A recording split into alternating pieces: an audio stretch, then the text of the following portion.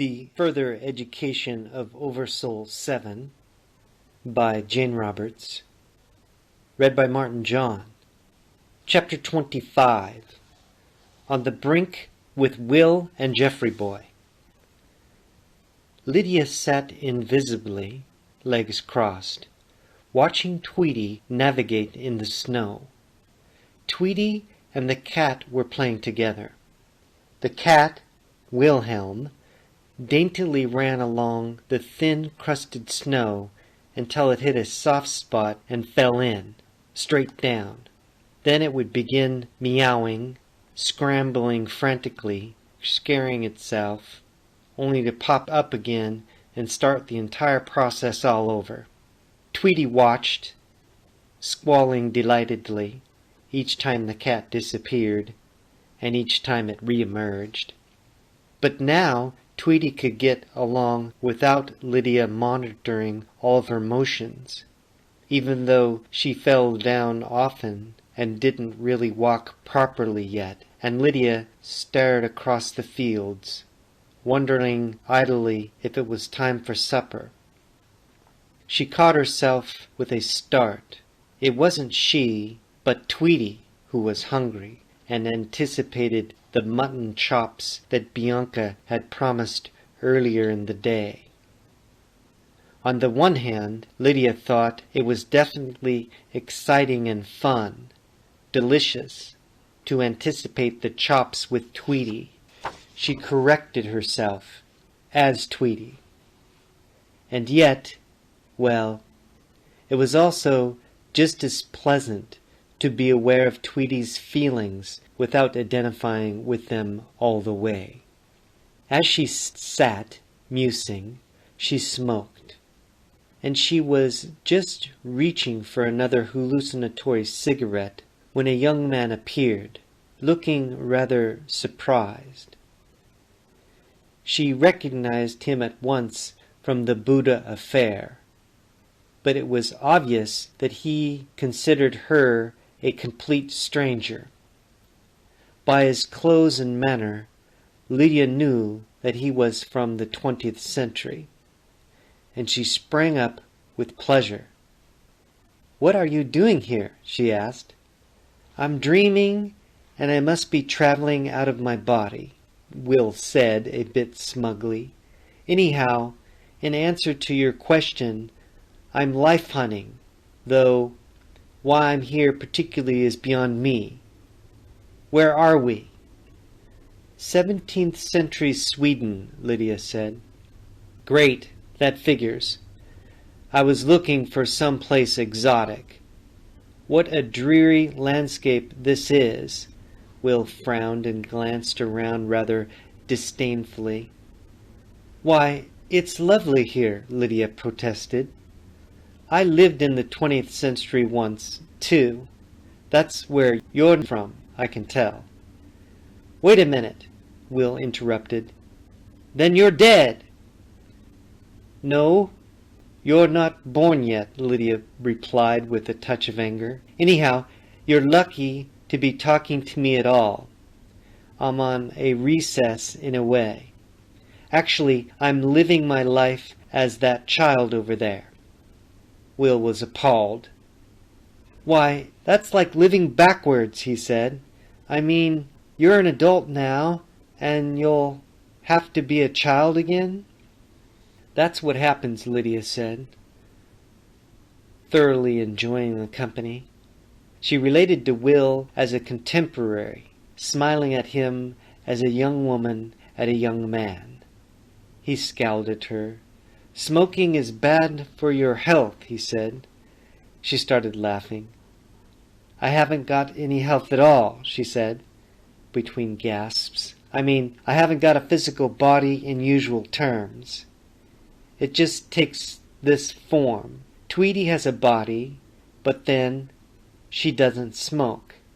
Besides, they don't have real cigarettes like these in the 17th century anyhow." "You're absolutely and completely mad," Will shouted. "Or you are. It's your dream," Lydia replied. "You visited here in your dream, but it isn't a dream to me. She broke off. Will said something else and she tried to respond, but suddenly from the house the sizzling smell of mutton chops wafted through the air so temptingly that Tweety's senses splashed over.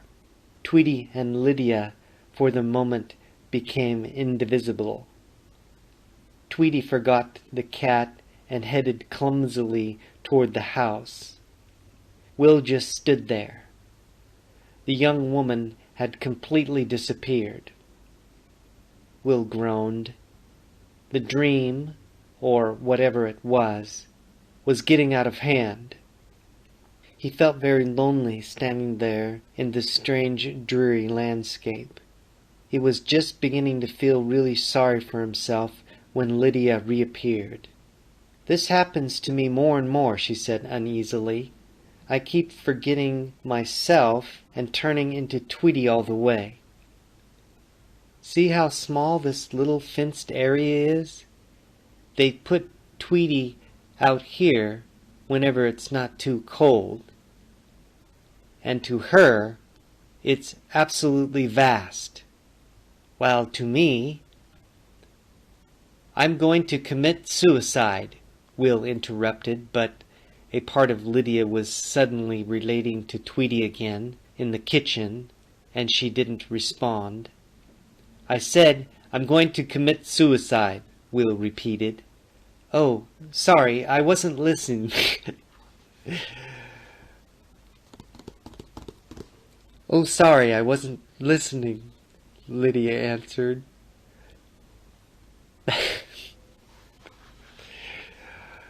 "I don't think I ever died that way. And you were telling me that smoking was bad for my health. Suicide isn't about to promote good health either, you know." Silence. "You're terrifically fictitious," Will said finally, but his curiosity got the best of him. "How did you die, and how many times?" "Are you putting me on?" he said suspiciously. But Lydia more than answered his question. She turned into the image of the old woman she had been before death.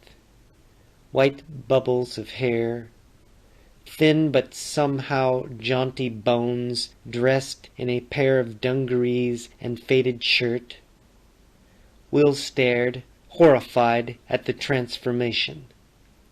She said, in the old woman's crispy voice, "I looked like this, more or less, when I died the last time. And I was pretty proud of myself in a way. I mean, I considered myself a survivor." But Will was so startled that he could feel himself starting to wake in the bed. And he didn't want to. He did, though, in a cold sweat. He was somehow terrified. He'd taken quite a few phenobarbitals, and he imagined, he muttered, gritting his teeth, that he'd just fall into a dreamless sleep. But no. Instead, he had a nightmare in which a beautiful young woman turned into an old hag. Ugh! He tried, unsuccessfully, to remember what else had happened. Then he tried to interpret the whole thing symbolically, and gave up almost at once. Why, he wondered, would he want to be born again anyhow, and again? And what good would suicide do if you just woke up in another life? Christ, he grimaced. You could just go on killing yourself in one life only to be born in another. If you did it fast enough, though, maybe giving yourself 10 years to a life, he grinned bitterly, you'd get life, death, life, death, bam, bam, bam. Shit.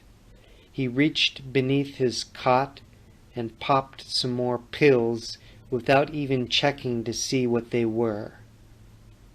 Of course, babies wouldn't remember their past lives. At least he hoped not. So for a while, he thought, there'd be some peace. But just the same, you'd have to program yourself ahead of time to commit suicide before you grew up and started the whole thing over. And it wasn't that he was poor or ignorant or sick. He disdained such excuses.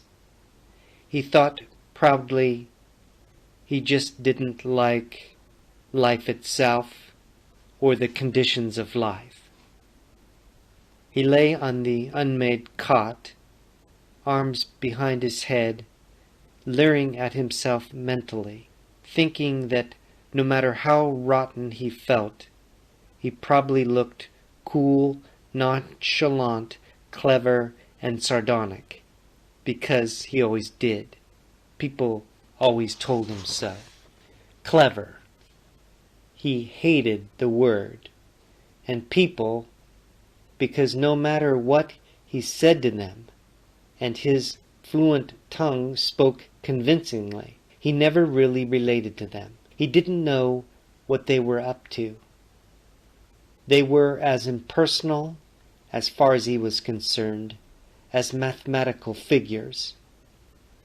His glance went beyond his private corner to the communal kitchen with the greasy fake geranium on the windowsill, to the wooded area outside, and he remembered the cliffs that surrounded the campus and the waterfalls where all the beer parties were held.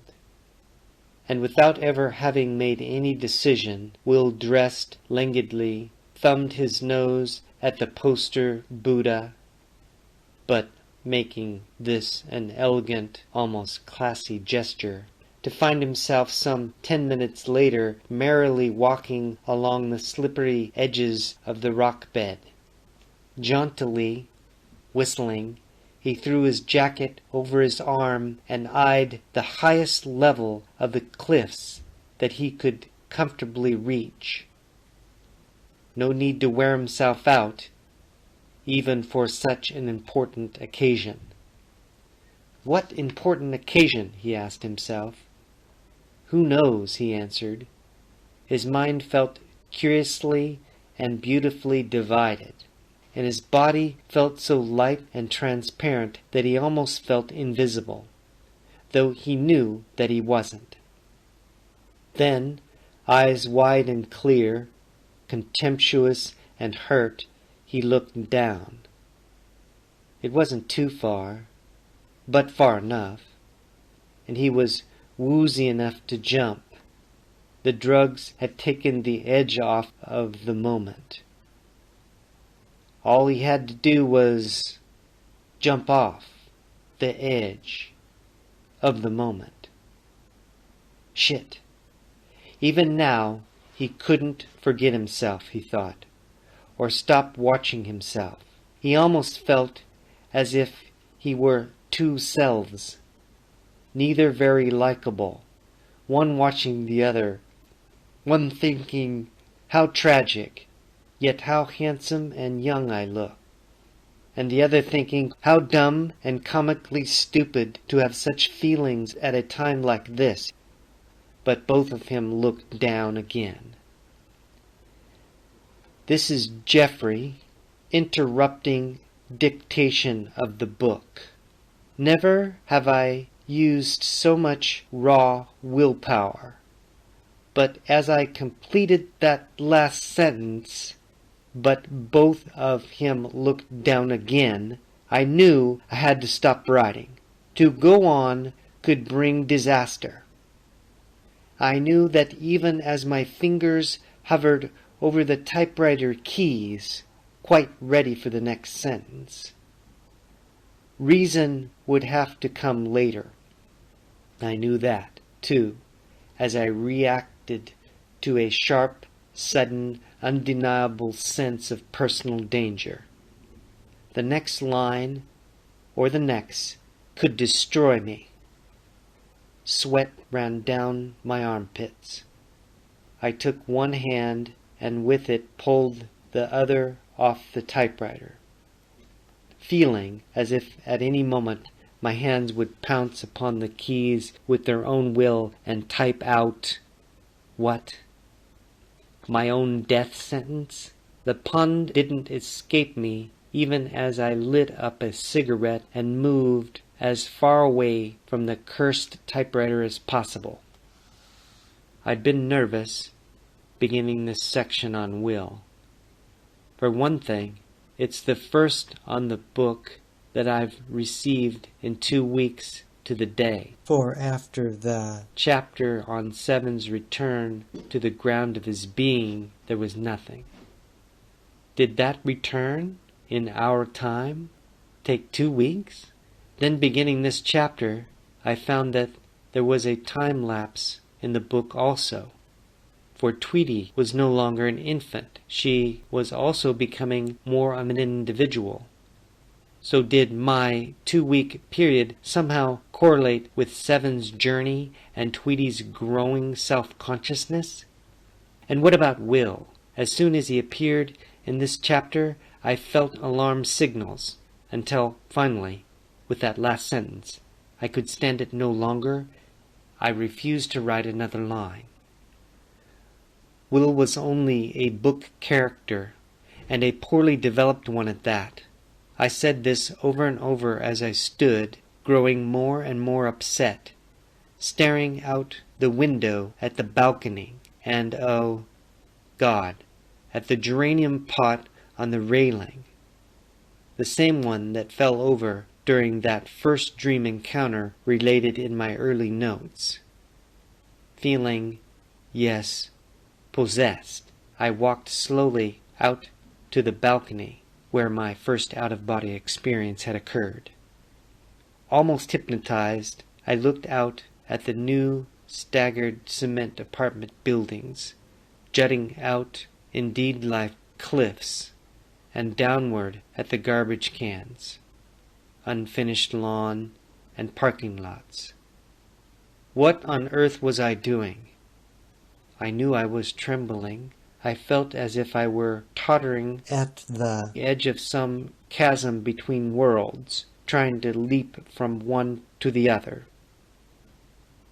And I knew that no matter who or what Will was or wasn't, I had to stop him from jumping. I had to reach him somehow. But how did one reach a character in a book? Impossible, I thought. At the same time, I knew that reaching Will was my mission. And if anyone had asked me then what my mission in life was, I would have answered unhesitantly, to save Will's life. As this thought came to me, I felt dizzy and off balance. I feared that I'd lost my footing and would plunge, real body and all, over the railing onto the ground below. But instead, the apartment buildings blurred across the way and almost disappeared in a kind of white glare. Then they turned into the cliffs described in the book as the ones sought out by Will, and I saw him standing on a rocky ledge, looking down. So he hadn't jumped yet. Scared to death, horrified, I suddenly realized that I was Will's other self, mentioned in the last passage of the narrative.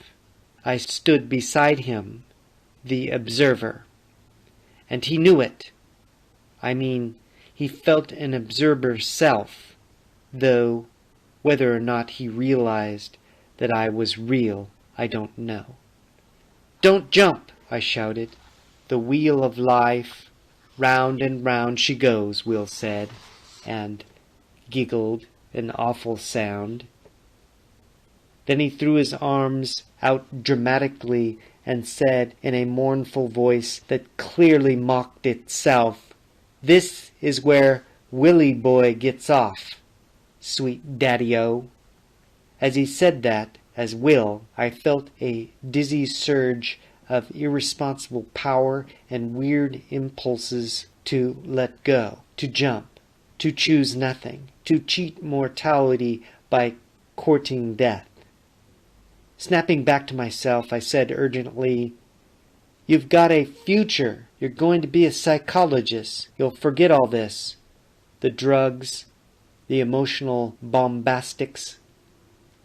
Will groaned. There he was, still divided, still arguing with himself. He said, "And the search for excellence in life? What a dumb, deluded search that was." Was? You're still alive, aren't you? You can't commit suicide because I'm your future self and I exist, I cried. Will looked directly where I was standing, not seeing me, surely, yet sensing my presence as his other self and hearing my voice in his head. "How like me," he said, "of two minds till the last. It's enough to drive a man to suicide." Still witty, too. God, how I hate myself. I yelled, "Stop that! If you jump, you'll kill me, too," I shouted, frantic. But I was the real me. He was the storybook character. So how could his death possibly affect me? I didn't know, but I knew it could. "You're going to write a really strange book," I cried on an impulse. "I know. I've seen it." "Who cares?" he said. "And I'm tired of this dumb dialogue with myself anyhow. On the other hand, I might as well talk to myself because I don't have a friend in the world. My parents couldn't care less either." He shrugged eloquently and moved closer, too close, to the cliff edge. I sprang forward to stop him, but with his last words I suddenly felt sick to my stomach, because I had no friends now either. And without further transition, it happened. Will's feelings were no longer just Will's. They were mine, fully, completely.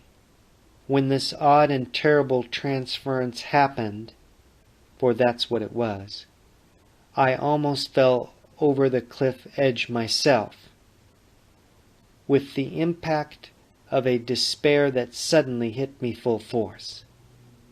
At the same time, the scene before me took on a clarity beyond description. The gray cliffs interspersed with spring grass and small rocks, the crooked trees newly sprouting, the bottom of the gully beneath me, as if I'd lost all depth perception, now seemed but one mere step downward, hardly dangerous and, moreover, oddly inviting. The despair and sense of hopelessness I felt was almost sexual in the strangest way, a yearning that sought orgasmic release. On the one hand, I ached to throw myself down through the gap of space I knew did exist, despite my illusion of its shallowness. But like a lover, the gully itself changed seductively, seeming closer and closer, so that, on the other hand, I thought that one small sweet step would end the monstrous psychological pressures that I'd hidden from myself for so long. And simultaneously, some voice within me whispered that I must be the observer again, or Will and I were both lost. But the voice was weak and did not possess the power of my feelings. I listened, but the words seemed to make no sense. While all this was happening, I was so completely engrossed with my own emotions, so hypnotized and gripped by the temptation to jump, that I almost forgot Will entirely.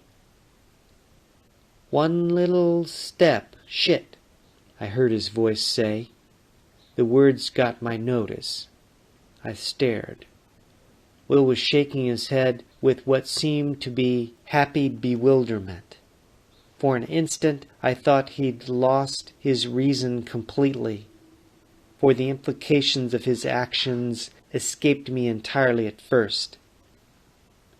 Giggling again, only this time with a wild, childish, almost animal-like relief, he plopped promptly down on the cliff, took off his shoes and stockings, and with a crackle like a starling's, he heaved his sneakers and socks down to the gully bottom. I followed them with my eyes. The shoes, were they his or mine? He was crying and still giggling with relief, and only when I understood that he was crying with relief did I realize what happened. His despair, in some way, had been mine all along. When I accepted that almost impossible psychological weight, he was free. Jealously, I watched him, the young man's perfect form, set off now by newly released psyche. Who was he? Now I resented him, lolling there on the bank as if he didn't have a care in the world. My own despair was still paramount, only now I was aware of it as it, and not quite as lost in its power as I'd been before. Will turned, stood up, bare feet tentatively testing the path, the twigs and stones impinging on the soles of his bare feet, stinging, bringing tears to his eyes, and a triumphant, defiant to his heart. I almost jumped. Almost. I caught his thoughts and listened in. He went on. I was saved. Something stopped me at the last moment. Something or somebody cared. I wouldn't be feeling these stones under my feet if I jumped. I wouldn't be thinking. I wouldn't be. He continued with a chanted list of the things he wouldn't be feeling if he jumped, and I found his elation embarrassing. Then, approaching the path from which he'd come to the cliffs, he paused, or rather, he was stopped. I felt his surprise, and, as if he were being magically pulled, he returned to where I was invisibly standing, eyeing the spot as if it intrigued him, though he couldn't see me. Of that I was sure. Once more he turned toward me, and once more he stopped and returned, as if compelled to remain within some mysterious and invisible radius. Almost forgetting my own plight, I watched him perform in the same way several times, ending with his standing irresolutely before me. Why didn't he leave? My own sense of desolation swaddled me in a mental cloud, almost suffocating all thoughts not pertaining to it. Yet somehow I was as intrigued by Will's actions as he seemed to be, with the spot of ground on which I was invisibly standing. Now we stood staring at it, obviously perplexed. He appeared certain that something or someone was there, and though he didn't see me, he certainly was growing more aware of my presence in some other way. Again I thought, why didn't he go home, back to the commune? And I thought, because he has no future alone.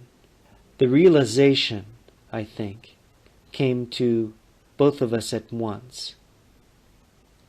His boyhood's life could only be fulfilled in my manhood, in my life. Was he real? More real than real? More real than I had been in years? If I didn't accept Will as a part of myself, he had no place to go. I looked around. Was the ground I was standing on real? Did the paths go anywhere? Or was there only one that led back to Will's commune? Will looked, almost desperately, at the path by which he'd come. His face showed fear and anticipation as well. "I'm here," I said, wondering if he'd hear me.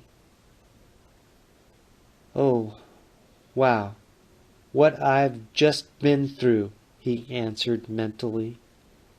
"And besides that, I tried talking to myself a few minutes ago, and no one answered. Like there was no one there. Weird." "That would have been when I was too frightened myself," I said. "That makes two of us. But what do we do now? I'm alive anyhow." He paused. "Aren't I?" he asked. "Suddenly, now that I've decided to live, I feel unreal." As he spoke, I saw him clearly.